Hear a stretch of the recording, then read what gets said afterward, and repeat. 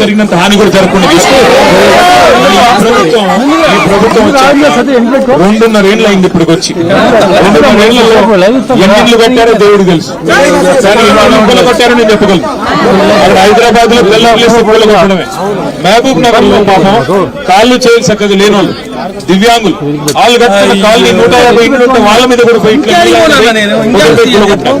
మీ దగ్గర 4,000 మంది పోలీసులు వచ్చినారు. శత్రు దేశం మీదకి దండయాత్రకు పోతారు చూడు, అట్లా వచ్చి తెల్లారి పూట నోటీస్ ఇవ్వకుండా మీ మీద వచ్చి దాడి చేసి మీ నోటికాడు బుక్కలు లాగేసుకుని ఇవాళ మీ పిల్లలు చదువుకునేట్టు ఉన్నారు. వాళ్ళు పరీక్షలు రాసే టైం ఇవాళ మిమ్మల్ని రోడ్డు మీద పాడేసింది ప్రభుత్వం. నేను అందుకే అంటున్నా ఇందిరమ్మ రాజ్యం అన్నారు. ఇందిరమ్మ రాజ్యం అంటే ఇల్లు కూడా కట్టుకున్నారు. ఏ ఓట్లు లేవు.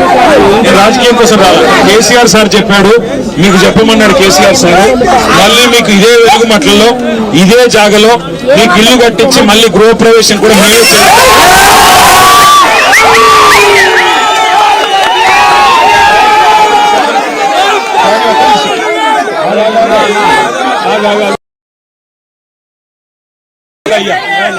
మీరే ప్రయత్నం చేస్తారు. మీకు పొంగులేటి శ్రీనివాసరెడ్డి పిలుస్తాడు, మీకు తుమ్మల నాగేశ్వరరావు గారు పిలుస్తాడు, మీకు ఆ డిప్యూటీ సీఎం గారు పిలుస్తాడు. పిలిచేసి మీకు ఇది ఇస్తాం అది ఇస్తాం, మీకు ఇంత ఇస్తాం అంత ఇస్తామని చెప్పి మీ 900 కుటుంబాల్లోనే చిచ్చుపెట్టే ఒక మాట జాగ్రత్తగా మీరు ఐక్యంగా ఉంటే, మీరు ఐక్యంగా కొట్లాడితేనే మీరు విజయం సాధిస్తారు. లేదంటే వీళ్ళు ఏం చేస్తారు, ఒక 100 మందితో సంతకాలు ఎలిముద్రలు తీసుకొని మీకు ఆడేన్నో మరి కేసీఆర్ గారు అప్పుడు 2,000 డబుల్ బెడ్రూమ్లు కట్టించాడు. అందులో కొన్ని మిగిలినాయంటే ఇంకా ఆ మిగిలిన ఇళ్లలో కొంతమందికి ఇస్తామని చెప్పి కొంతమంది లాక్కెళ్ళిపోతారు. అట్లా మీ ఐక్యతను దెబ్బతీసే ప్రయత్నం చేస్తారు.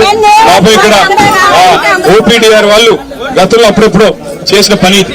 మరి పాపం వాళ్ళని తప్పు చేయలేదు, మీకు పట్టాలు ఇప్పించారు, వాళ్ళు తప్పు చేసింది కూడా లేదు. ఇలా వాళ్ళని పట్టుకుని కూడా నానా మాటలు మాట్లాడుతున్నారు ప్రభుత్వం. ల్యాండ్ మాఫియా అంట. ఎవడమ్మా ల్యాండ్ మాఫియా? ఎవడైతే ఇలా 100 ఎకరాలు మీ చుట్టూ కొన్నాడో, ఎవడైతే పేదవాళ్ళు కొన్నాడో వాడు మాఫియానా? కాబట్టి ఇవాళ మీకు జరిగిన కష్టం రాష్ట్రం మొత్తం చూసింది, మీ ఏడుపులు రాష్ట్రం మొత్తం చూసింది. మీ పిల్లలు మీరు పడుతున్న అవస్థను చూసే కేసీఆర్ సార్ మమ్మల్ని పంపించారు. దయచేసి ధైర్యంగా ఉండండి. మీకు అన్ని రకాలుగా అండగా అజయ్ ఉంటాడు, మా గాయత్రి రవిచంద్ర గారు ఎంపీ గారు కూడా ఉన్నారు, ఆయన కూడా ఉంటారు. మేము కూడా మళ్ళీ దయచేసి నిన్ననే మేము రావాలి నిజానికి ఇక్కడ, కానీ పోలీసులను పెట్టి అధికారులను పెట్టి ఆటంకాలు కల్పించి ఇవాళ మేము ఇక్కడికి వస్తుంటే కూడా మిమ్మల్ని ఇక్కడికి రానికుండా చేసినారు. మిమ్మల్ని అక్కడ బంధిస్తే మీరు గోడలు దిక్కు వచ్చిన వాళ్ళు ఉన్నారు. ఇక్కడికి మేము వస్తే ఇక్కడ మీరు రాకూడదు. ఏం భయమేంటి? నేను ఒకటే మాట్లాడుతున్నా, ప్రభుత్వం తప్పు చేయకపోతే రమ్మనండి. 3 మంత్రులు ఇక్కడికి, 2 మంత్రులు ఇక్కడ రమ్మనండి. వాళ్ళు వచ్చి చెప్పొచ్చు కదా, కలెక్టర్ రావాలా, మంత్రులు రావాలా. తప్పు మీది తప్పు అయితే వాళ్ళు వచ్చి చెప్పొచ్చు కదా. ఎందుకు ధైర్యం లేదు? తప్పు చేశారు. ఇంకొక మాట నిన్న మొన్న ఆర్టీఓ గారితో ఇల్లు కొట్టించారు. ఇప్పుడంట మంత్రులందరూ మంచోళ్ళంటే ఆర్టీఓ మంచోళ్ళు కాదంటే అందుకే ఆయన పంపించారు, ఇక్కడ ట్రాన్స్ఫర్ చేశారు. అంటే ఒకరిని బలి పశువు చేసి తప్పించుకునే ప్రయత్నం ప్రభుత్వం చేస్తుంది. ఏ తప్పు జరగకపోతే ఆర్టీఓని ఎందుకు ట్రాన్స్ఫర్ చేశారు? ఏ తప్పు జరగకపోతే ఆర్టీఓని ఎందుకు తక్షణమే ఆకస్మికంగా ట్రాన్స్ఫర్ చేశారు? ఎందుకు బదిలీ చేశారు? ఈ సమాధానం చెప్పాలి ప్రభుత్వం.